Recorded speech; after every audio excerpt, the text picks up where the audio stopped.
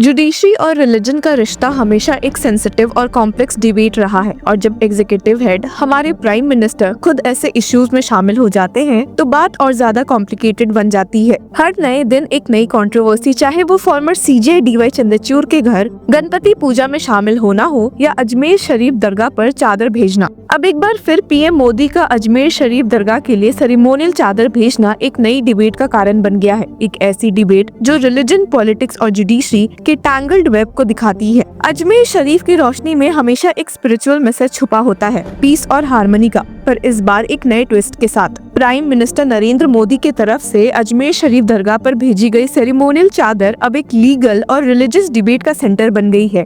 क्या है ये कंट्रोवर्सी, चलिए समझते हैं। अब ये बात तो किसी से छुपी नहीं है कि हमारे देश में रिलीजन के नाम पर वायलेंस बढ़ते जा रहे हैं और कुछ इस हद तक कि अब सीधे कई केसेस सुप्रीम कोर्ट आ पहुंचे हैं और सीजे संजीव खन्ना को आने वाले दिनों में कुछ स्ट्रिक्ट ऑर्डर्स पास करने पड़ सकते हैं। पर जुडिशरी के अलावा एग्जीक्यूटिव हेड भी परेशानी में दिखे हैं जब 2 जनवरी को पीएम मोदी ने एक चादर हैंडओवर की जो उनकी तरफ से अजमेर शरीफ दरगाह पर उर्स के दौरान ऑफर की जाएगी। ये जेस्चर जो पीएम हर साल करते हैं और जो कि उनका ये 10वां साल भी है, ऐसा करते हुए एक अलग कंट्रोवर्सी क्रिएट कर रहा है। हिंदू सेना के प्रेसिडेंट विष्णु गुप्ता ने अजमेर कोर्ट में एक प्ली फाइल की है जो इस चादर ऑफरिंग को टेम्परेरी स्टॉप करने की मांग करता है। जी हाँ, आपने सही सुना। विष्णु गुप्ता का आर्ग्यूमेंट है कि जब अजमेर शरीफ दरगाह के ओरिजिन्स पे ऑलरेडी एक लीगल डिस्प्यूट पेंडिंग है, तब ये पॉलिटिकल जेस्चर जुडिशरी की इम्पार्शियलिटी को अंडरमाइन करता है। पिटिशन में यहाँ तक भी लिखा गया है कि giving any political legitimacy to the disputed structure by sending a chadar will not only hamper the court process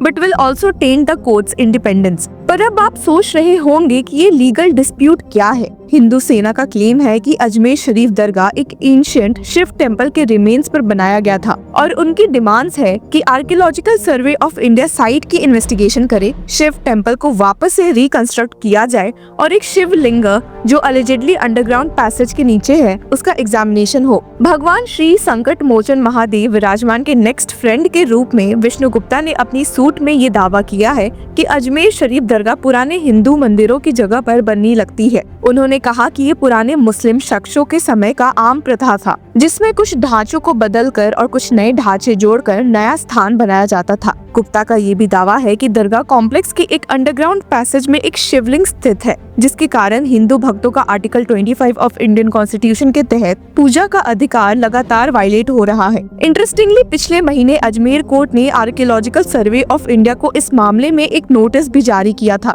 और वहीं दूसरी तरफ the PM handed the chadar over to the union minister of parliamentary affairs and minister of minority affairs Kiren Rijiju. Union minister Kiren Rijiju ने चादर को India की rich spiritual heritage और harmony का सिंबल कहा है। पर क्या ये जेस्चर एक स्पिरिचुअल प्रैक्टिस है या पॉलिटिकल सिग्नल, ये एक डिबेट का पॉइंट बन गया है। ये मैटर सिविल जज मनमोहन चंदेल के सामने 4 जनवरी को सुनवाई के लिए लिस्टेड है। जो भी डिसीजन होगा, ये केस एक परफेक्ट एग्जांपल है कि कैसे इंडिया में रिलीजन, पॉलिटिक्स और जुडिशरी के स्ट्रैंड्स इंटरवाइंड है। अब जहां पीएम मोदी को लेकर इतनी कंट्रोवर्सीज मची हुई है, वहीं दूसरी ओर कांग्रेस और समाजवादी पार्टी जल्दी ही सुप्रीम कोर्ट में अलग अलग पिटिशंस फाइल करने वाली है जिसमें 1991 के places of worship special provisions act को सख्ती से लागू करने की मांग की जाएगी। अभी ये खबर हमें सोर्सेस से मिली है। सुप्रीम कोर्ट अगले महीने इस कानून की वैलिडिटी को लेकर पिटिशंस की एक बैच सुनने वाली है। 1991 का प्लेसेस ऑफ वर्शिप एक्ट ये कहता है कि किसी भी प्लेस ऑफ वर्शिप का रिलीजियस कैरेक्टर वैसे ही बना रहेगा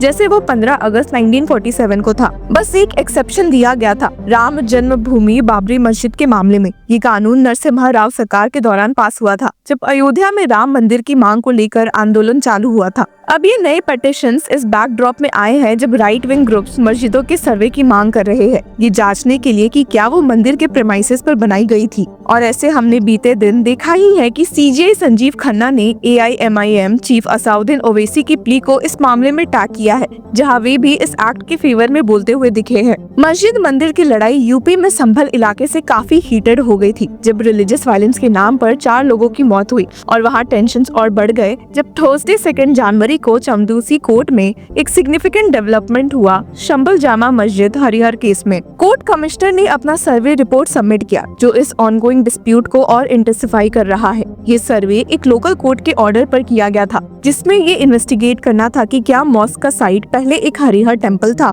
इस केस ने रीजन में ऑलरेडी काफी टेंशंस बढ़ा रखी है और ये रिपोर्ट से शायद नए मुद्दे उठ सकते हैं। वैसे ही हमने प्लेसेस ऑफ वर्शिप एक्ट में आए दिन पुलिस को बढ़ते हुए देखा है। इस एक्ट को लेकर दोनों तरफ से आर्ग्यूमेंट सुप्रीम कोर्ट आ पहुंची है।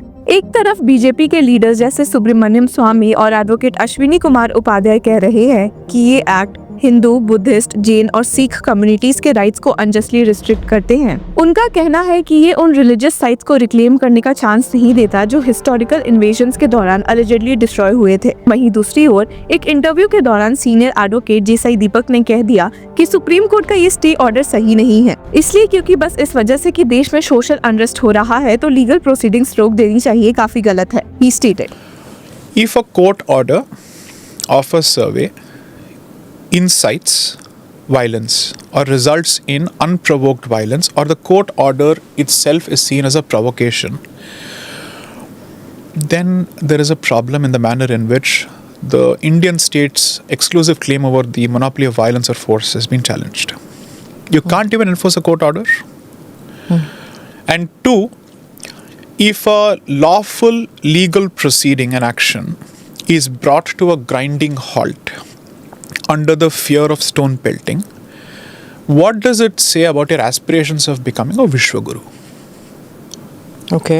What exactly are you projecting by way of strength? If you can't project strength internally, don't hope for others to take you seriously outside. Three, the action, in my limited submission, since the matter is sub judice, is perfectly legal, and I said as much in court.